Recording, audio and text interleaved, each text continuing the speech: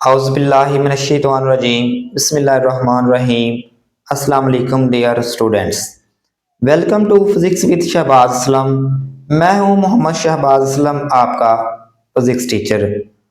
To support the students in achieving academic excellence in physics, I have created this YouTube channel. Here we will explore physics for grade 9th, 10th, first year and second year, covering new PTB books topics, MCAT and ECAT test preparation, concept clarification. So dear students, join us on this learning journey. Please like, subscribe and share my YouTube channel Physics with Shahbaz Aslam.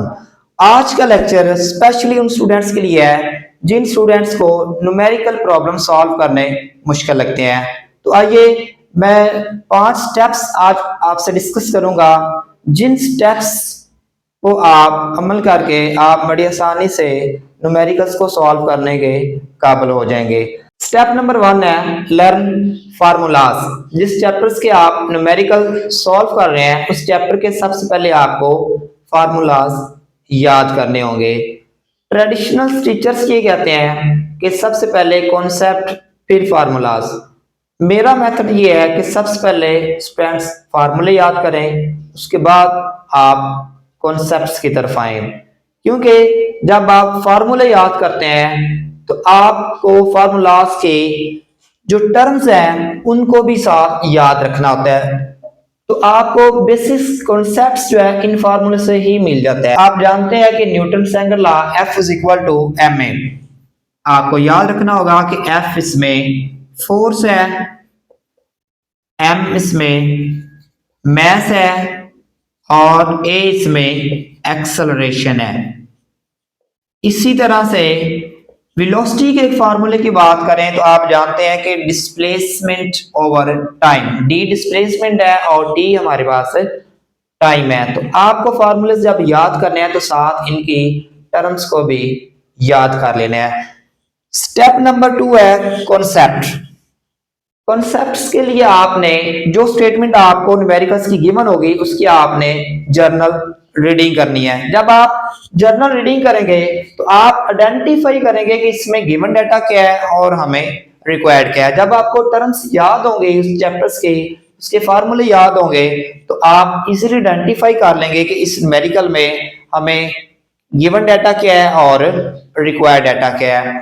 Step number 3 में आप easy examples, कोई 2-3 जो आसान examples आपको लग रही हैं उन एग्जांपल्स को आपने सॉल्व करना है, जिनसे आपका कॉन्फिडेंस बिल्ड होगा और आप में ये कॉन्फिडेंस आएगा कि आई कैन डू इट, कि आप न्यूमेरिकल सॉल्व कर सकते हैं।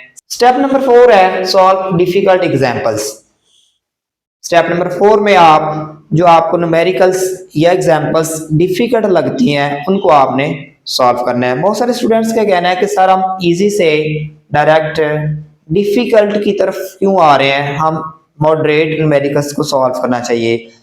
स्टूडेंट्स आप जानते हैं कि जब आप क्लास 8, 9 या 10th में थे, अब आप अगर आप फर्स्ट ईयर या सेकंड ईयर क्लास में हैं तो अब आपको 8, 9, 10th की मैथमेटिक्स या फिजिक्स आपको आसान लगती होगी।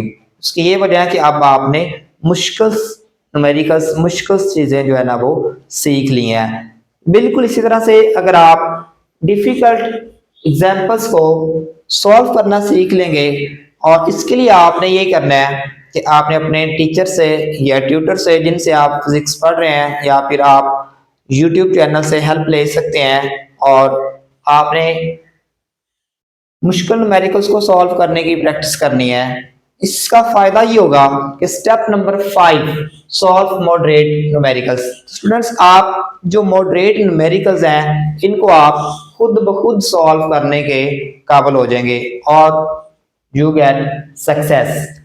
हमेशा याद रखिएगा hard work is the key of success. और आप आज के लेक्चर को हम समराइज करते हैं। सबसे पहले स्टेप नंबर 1 में हमने सीखा है कि हम जिस चैप्टर के न्यूमेरिकल सॉल्व कर रहे हैं उस चैप्टर्स के आपने फार्मूले लर्न कर लेने हैं, उसके फार्मूलाज की टर्म्स को याद कर लेना है। स्टेप नंबर 2 में जनरल रीडिंग करनी है, उसमें से आपने आइडेंटिफाई करना है गिवन डाटा क्या है और रिक्वायर्ड डाटा क्या है। स्टेप नंबर 3 में आपने कोई 2-3 इजी एग्जांपल सॉल्व कर लेने हैं जिनसे आपका कॉन्फिडेंस बिल्डअप होगा। स्टेप नंबर 4 में आपने डिफिकल्ट एग्जांपल्स को सॉल्व करना है with the help of your teacher. Step number 5 में आप मॉडरेट एग्जांपल्स इंशाल्लाह खुद ब खुद सॉल्व करने के काबिल हो जाएंगे। हमेशा टीचर्स कहते हैं कि practice makes a man perfect, तो ये बात बिल्कुल 100% दुरुस्त है। फिजिक्स और मैथमेटिक्स में मैं कहता हूं कि सारे सब्जेक्ट्स में practice makes a man perfect. जितनी ज़्यादा आप प्रैक्टिस करेंगे उतना ज़्यादा आप सीखेंगे। मैं उम्मीद करता हूं कि आपको आज के लेक्चर्स की समझ आई होगी। अगर कोई क्वेश्चन है तो आप कमेंट सेक्शन में पूछ सकते हैं। Please like, subscribe and share my YouTube channel Physics with Shahbaz Aslam. Thank you so much. Allah Hafiz.